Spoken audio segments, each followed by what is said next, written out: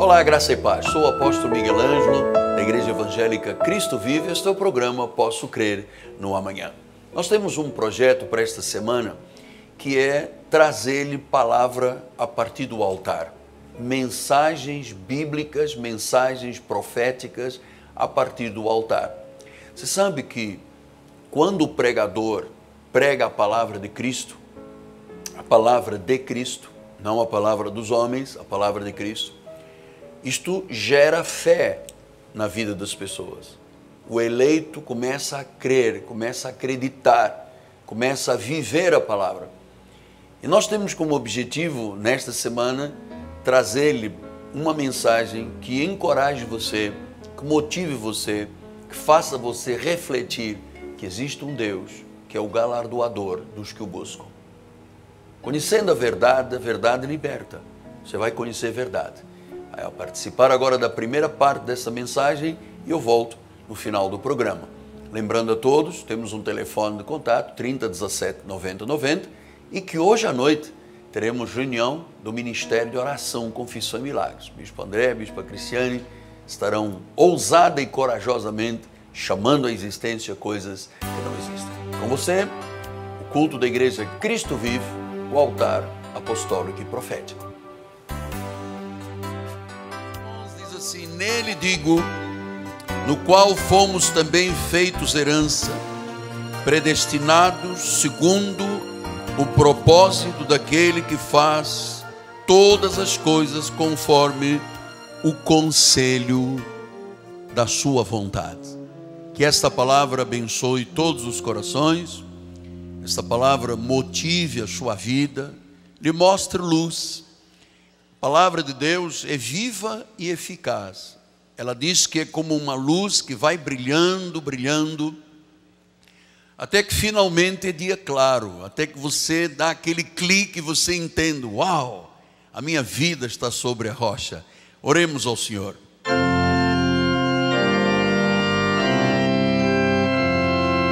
Senhor Jesus Cristo,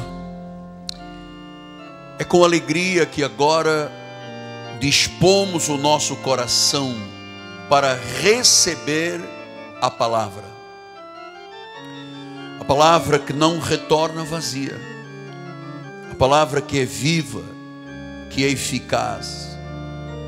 E neste momento, Pai, nós temos a sensibilidade de ouvir a palavra, receber a palavra para praticar a palavra. Ela é uma semente que vai ser semeada no coração de terra fértil dos eleitos de Deus. Vai germinar, vai dar frutos a 30, a 60 e a 100 por um da semente. Então fala-nos esta manhã, neste dia precioso, dia do Senhor, para a glória de Jesus. E todo o povo de Deus diga amém, amém. Meus amados irmãos, minha família, santos preciosos, aqueles que são selo do meu apostolado, cartas escritas por Deus, gerados através da mensagem da palavra predestinada de sabedoria, a graça de Deus que é um pacto, é uma aliança de melhores e superiores promessas. Meus filhinhos, veja que Paulo, ao escrever aos Efésios, fala da palavra predestinados, fala da palavra propósitos, fala do conselho da sua vontade. Então hoje nós vamos conhecer um pouco a respeito destas questões: predestinados, propósitos e conselhos da sua vontade. Os propósitos de Deus em Cristo na nossa vida. Eu creio, amados, que isto é um mistério que a igreja precisa de compreender. Olha o que diz o versículo 9: desvendando-nos o mistério da sua vontade. Aqui está a chave da mensagem de hoje: desvendando-nos o mistério da sua vontade. Significa que a vontade de Deus é algo que esteve oculto, disse o apóstolo São Paulo, desde os tempos eternos. Havia como um véu sobre os corações, como uma escama nos olhos espirituais. E diz que quando alguém se converte, o véu é arrancado.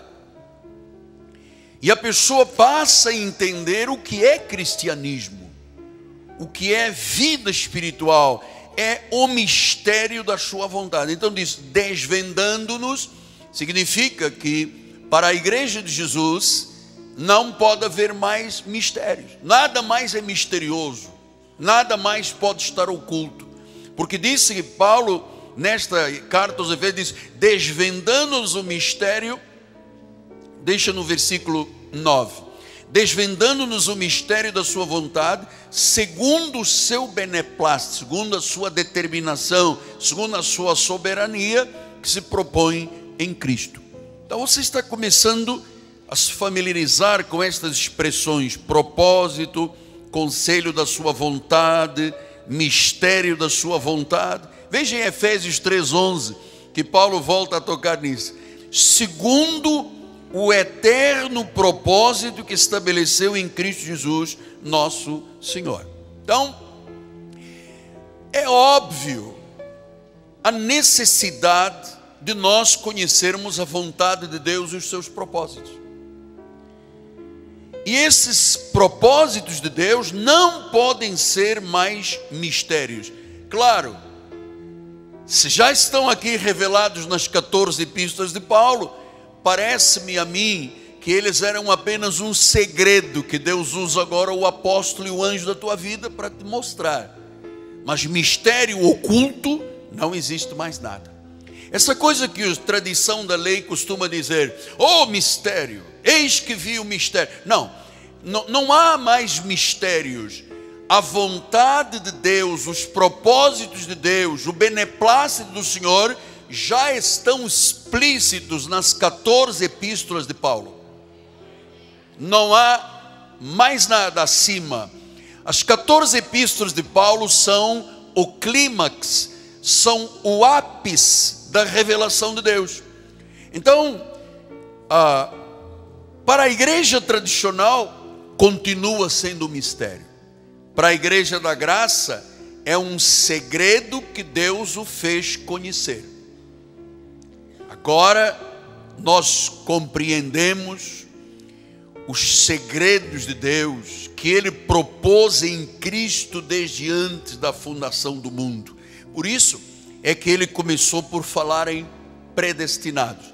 Você sabe que esta palavra predestinação, quando eu tive entendimento dela, me fez um bem tão grande, me deu uma classe de segurança, eu saber que eu estou aqui porque Ele me predestinou, ou seja, antes de eu chegar a esta terra, eu já vinha predestinado, com um destino marcado por Deus. Ou seja, você já chegou a esta terra sendo uma ovelha do Senhor. Você sempre foi ovelha, porque a Bíblia diz que aqueles que Ele predestinou, Ele chamou, justificou e glorificou. Saber que a obra de Deus está completa é a minha segurança. Eu não tenho que retocar a obra, eu não tenho que fazer mais alguma coisa. Mas apóstolo, a mim me disseram que a pessoa, para ser salva, ela tinha primeiro que passar pelas águas. Olha, se você garante que as águas te salvam, significa que o sangue de Cristo não serviu para nada. Paulo chegou a dizer aos Gálatas: se eu sou justificado mediante a lei, a graça é vã, Cristo morreu em vão, eu anulo a graça de Deus. Portanto, a graça é suficiente. Basta minha graça te basta. Nós fomos salvos pela graça. Nada mais o homem poderia fazer, porque a obra foi completa. Está completa. O Senhor disse isto em João 19:30, tudo está completo. It's done, está feito, está completo. Não tem que acrescentar mais nada. Ainda que tradicionalmente as pessoas digam que existem vários passos. Você dá o primeiro passo, diz a lei, aceita Cristo, dá o segundo passo, você vai para a escola dominical, dá o terceiro passo, passa pelo batismo nas águas, dá o quarto passo, você é batizado no Espírito Santo.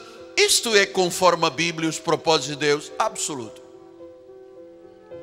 A Bíblia diz que quando eu ouço a palavra da verdade, a revelação da palavra predestinada de sabedoria, eu sou cheio do Espírito Santo, eu sou batizado com o Espírito Santo, eu sou revestido do Espírito Santo, o Espírito me sela para o dia da redenção. Então não há passos, a obra está completa. Isto é muito importante eu lhe dizer, porque nenhum filho de Deus pode ignorar ou duvidar dos mistérios da vontade de Deus, ou se preocupar, porque se você perguntar a uma pessoa que não tem revelação, o que vai acontecer depois que você morrer? E a lei responde assim: até aqui me ajudou o Senhor. Você sabe esse versículo que me deixa com os cabelos arrepiados? Até aqui, isto é uma expressão do velho pacto, uma expressão profética do velho pacto. Até aqui, a obra está completa, tudo se completou. Então, eu não posso dizer até aqui me ajudou o Senhor. Se eu disser até aqui me ajudou o Senhor, eu estou dizendo, bom, e daqui para frente? Só Deus sabe o que acontecerá. Por isso é que a maioria dos crentes tem medo da morte, tem medo da vida eterna, tem medo do inferno, porque não mantém a sua confiança na palavra. Então, é preciso que a igreja não ignore, não duvide, não se preocupe com o mistério da vontade de Deus, porque ele está revelado nas 14 epístolas, que são a base da nossa mensagem à igreja gentílica. Por isso é que em Atos dos Apóstolos diz que Paulo ensinava o povo a adorar de modo contrário à lei. E é o que o nosso ministério faz. É arrancar o véu das pessoas, é tirar as escamas dos olhos, e em vez de nós adorarmos com sacrifícios, jejuns, paga o preço, nós adoramos em espírito e em verdade. Há uma diferença substancial da água para o vinho. Então, 1 Coríntios 4, Paulo usa uma expressão que eu acho divina e preciosa. 4, 1 a 3 assim: assim, pois, importa que os homens, que a sociedade, as igrejas, os homens, nos considerem primeiro como ministros de Cristo. Amados, nós não somos ministros de Moisés. Quando Jesus disse, tudo foi consumado, Moisés acabou na nossa vida. Nós somos ministros de Cristo. Diga, eu sou um ministro de Cristo, não sou ministro de Moisés. Eu não tenho que ir para o monte, eu não tenho que jejuar, eu não tenho que pagar o preço, eu não tenho que enfrentar o diabo, eu não tenho que lutar com demônios. Nós somos ministros de Cristo. Agora, o que o ministro de Cristo é na sua essência? É um despenseiro dos mistérios de Deus. Ele tem conhecimento dos mistérios de Deus. Ele é revelado, ou lhe são revelados os mistérios de Deus. Volto a dizer, a predestinação é um dos mistérios que, quando você conhece e acredita que você chegou aqui predestinado, ou seja, o teu destino já vinha previamente determinado, você tem segurança, porque não foi você que começou a obra, foi Ele. Ele começou a boa obra, Ele vai terminar. Isto é maravilhoso. Então, as pessoas têm que nos considerar ministros de Cristo. Dispenseiros, nós somos dispenseiros, nós temos o conhecimento dos mistérios de Deus. Versículo número 2 diz, ora, além disso se requer o que de um dispenseiro? Que ele seja encontrado fiel. Fiel a Deus, fiel à igreja, fiel ao apostolado, fiel aos propósitos de Deus, fiel aos desígnios de Deus, tem que ser fiel. Amado, quem conhece a graça de Deus tem que ser fiel. Na lei, dá para tentar enganar, né? A pessoa inclina a cabeça, põe a Bíblia debaixo do braço, diz que viu, que ouviu, que foi aqui, foi ali. Dá para disfarçar. Na graça não, ou você é graça ou não é graça. Não dá para usar máscara. Ou você realmente crê na sua predestinação, tem segurança da sua salvação, ou amado, ou não existe. Não há meia graça, meio cristianismo, meio mais ou menos, não existe. Ou eu sou ou não sou.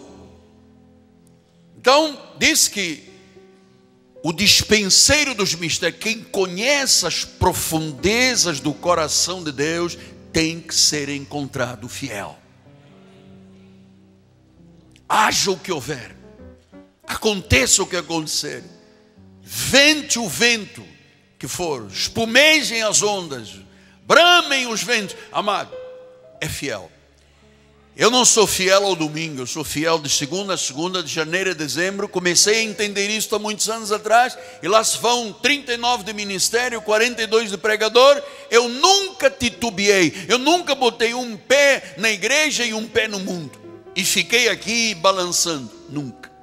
Eu já lhe disse, eu tive a ousadia, muitos anos atrás, de queimar pontes e barcos. Eu não tenho plano B.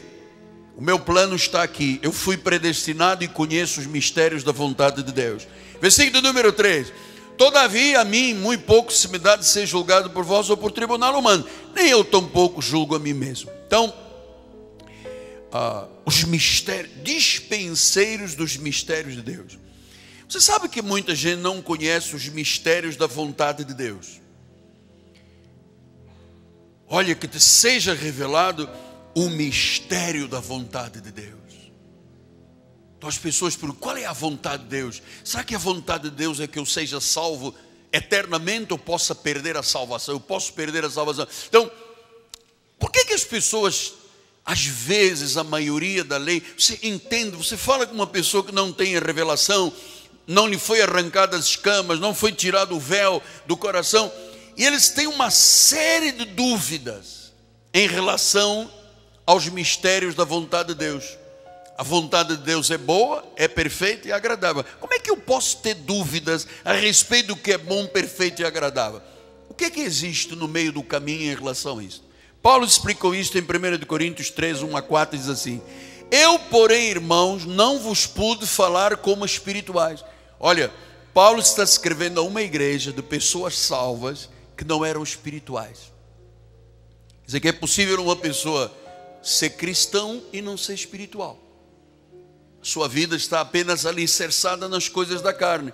Então assim, eu não pude vos falar como espirituais, e sim como carnais, como crianças. Então, quem é o carnal e a criança em Cristo? É o que não é espiritual. E quem não é espiritual não conhece a vontade de Deus. Aí Paulo diz, vai adiante e diz no versículo 2: leite vos dei de beber, não vos dei alimento sólido. Vocês não poderiam suportá-lo, nem agora podeis, porque ainda sois carnais. Eu dou graças a Deus, porque o meu ministério impõe esta verdade. Aqui a pessoa, um mês comigo, um mês com os bispos da igreja, um mês ouvindo a doutrina sã, ele sai da criancice espiritual e se torna uma pessoa madura. Não precisa 10 anos aqui não. Qualquer criança que você vê aí nos corredores da igreja, experimenta dizer a ele: o diabo vai te pegar, você vai perder a salvação. A ver se alguma dessas crianças não vai te rechaçar na hora. Então disse, você não pode suportar porque é carnal. Diz o versículo depois, número 3. Por quanto havendo entre vós. Agora ele diz, mostra o que é uma pessoa espiritual e o que é um carnal. Ciúmes, contendas. Quem anda em ciúme, contendas, é carnal, não anda segundo o homem. Versículo de número 4. Ele disse, pois quando alguém diz, eu sou de Paulo, o outro diz, eu sou de Apolo, não é evidente que andais segundo os homens. Então Paulo está mostrando aqui que existe uma postura de maturidade que se vai gerando através de alimento sólido. É muito interessante os mistérios da vontade de Deus. Cada mensagem que você vai ouvindo, a soberania, o falso livre-arbítrio, os livros, né? a salvação eterna, a predestinação. Isto é que é o mistério da vontade de Deus, que vai tirando a pessoa de um estado de criancice para um estado de maturidade de vida adulta. Não há vida adulta que se alimente apenas de leite. Sabe aquela coisa, o demônio vai te pegar, se Jesus voltar você vai ficar, eis até aqui me ajudou o Senhor. Essas coisas, amado, não dão substância, não fazem a pessoa ser determinado, ser ousado, estar com garantia na palavra, porque é menino, é criança. E Paulo explica isso, dizendo, vem o versículo 2, leite vos dei de beber. Então o nosso ministério não serve leite. Nosso ministério serve alimento sólido, porque o pastor desta igreja não é criança espiritual e quizás não é carnal. Então, por exemplo, eu não tenho ciúme de ninguém. Essa coisa da minha ovelha, eu não tenho ciúme de ninguém, porque não é minha ovelha, nenhuma ovelha me pertence, nem a minha esposa como ovelha me pertence, ela é ovelha de Jesus. Os meus filhos são de Jesus. Então eu não posso querer usurpar uma posição que pertence somente a Deus, porque Ele é o soberano da igreja, Ele é o Senhor da igreja, Ele é o cabeça da igreja, Ele é o sim, Ele é o amém, Ele é o que faz, Ele é o que completa. Ai de mim se eu tocar na glória de Deus.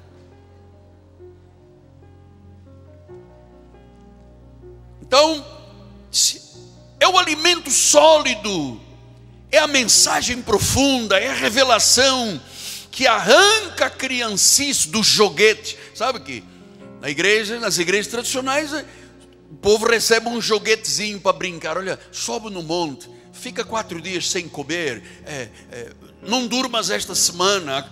Sabe, isso são joguetes, são joguinhos. Quando você tira isso das pessoas, amada, a pessoa fica perdida. Uma senhora, há um tempo atrás, já contei isso aqui inúmeras vezes, me procurou, há uns tempos atrás, me procurou e disse: apóstolo, o senhor aqui não dá sal, o senhor não dá óleo, o senhor não puxa cabelo das pessoas, não arrasta pelo chão, não grita com o diabo, o senhor aqui só vive por fé, mas eu preciso de um pouco de sofrimento. Então, cristianismo não é sofrimento, o meu jugo é suave, o meu fardo é leve. Então eu não posso, porque eu preciso de um pouco de sofrimento. Amado, Ele já se tornou sofrimento por tudo da tua vida.